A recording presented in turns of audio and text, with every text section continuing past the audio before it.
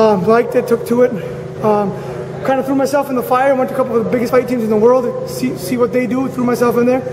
Made it out. Felt good about it and thought it was something I could do. So pursuing it.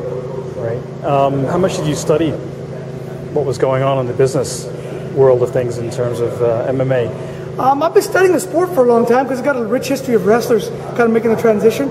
And even recently, a lot of guys I kind of trained with or competed against have already made that transition.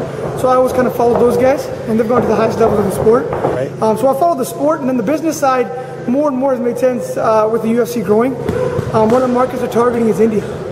And there's no Indian that's kind of really doing this at a high level. So that's kind of one of the opportunities that was presented to me. They want to build around a legitimate fighter.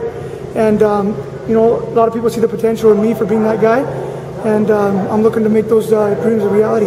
In terms of training, how long have you been doing training for this opportunity now? Are you ready? Are you match ready or fight ready? Yeah, we're ready to go. We're looking for a fight. It's kind of hard to get out of the gates right now. We're looking for the right opponent. You know, you don't want someone with, you know, extensive experience, 30, 40 fights. You want someone fairly new like myself.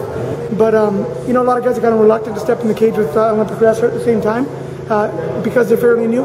So it's kind of a game they're kind of trying to get out of the gate. But we're hopeful. We're ready to go. I'm training every day like I'm going to fight tomorrow. Right. So we're hopeful we're going to find somebody and get this thing going. Now, in terms of why wrestlers tend to do quite well in this sport, why is that? Because you know what? Plain and simple, wrestling is the toughest sport in the world, and you got to be tough to do this.